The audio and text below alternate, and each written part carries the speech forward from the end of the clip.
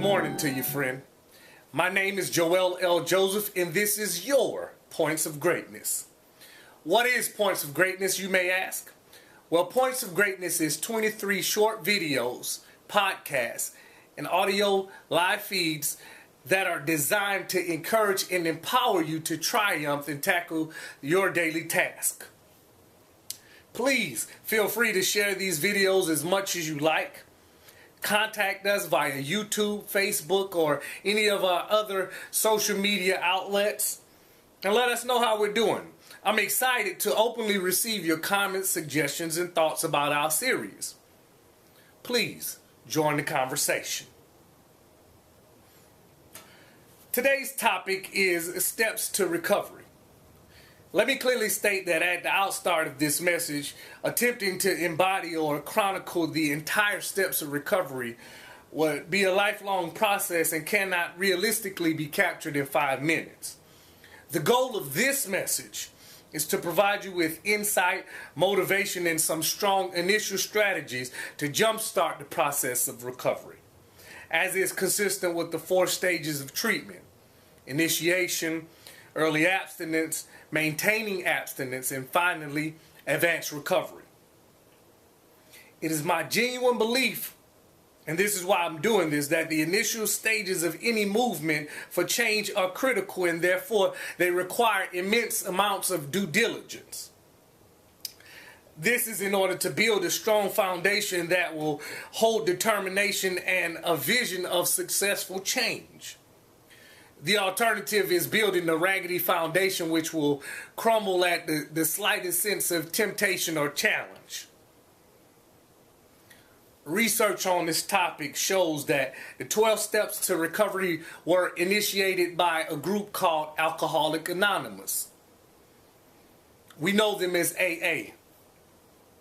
This was around 1938. AA pioneered and identified these major steps, but expressed strongly that before any lasting changes could be made, that the person had to first realize that there was a problem that existed. Next, the individual needed to understand that the problem had gotten beyond their control or ability to fix.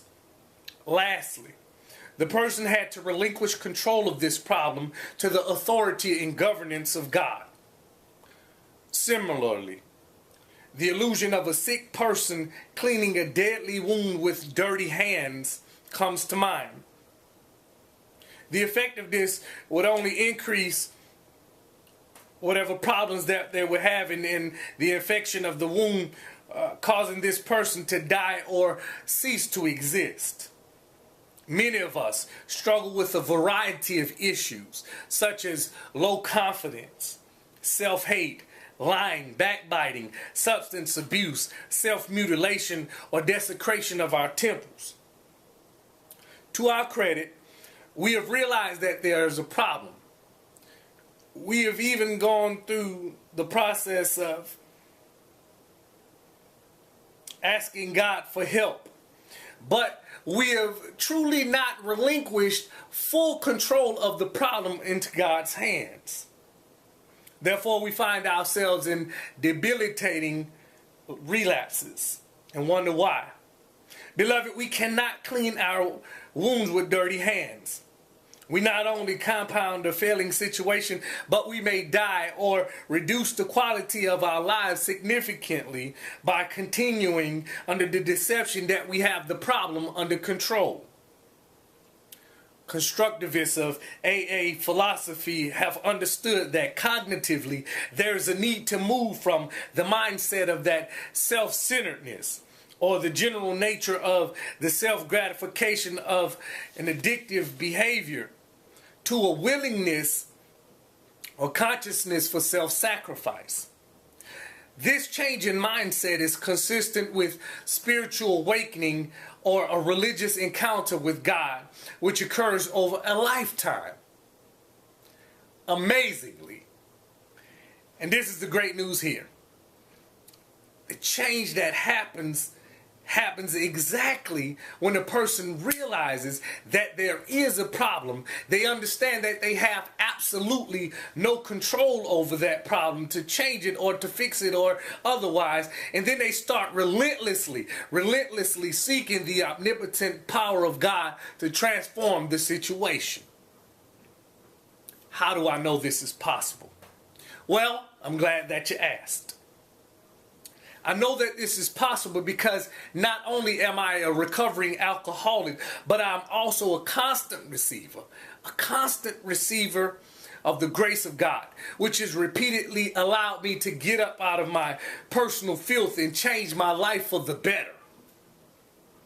I want to let you know that I serve as a personal living witness to God's ability to change the most dismal situations, the dirtiest people, into the greatest testimony of what obedience, determination, and submission to God's will for your life can do. Amen. Join us next time on Points of Greatness, where our topic will be dealing with the effects of job loss. Again, my name is Joel L. Joseph, and this has been your Points of Greatness. Have a phenomenal day, friend. Just begin to celebrate Jesus. Hallelujah.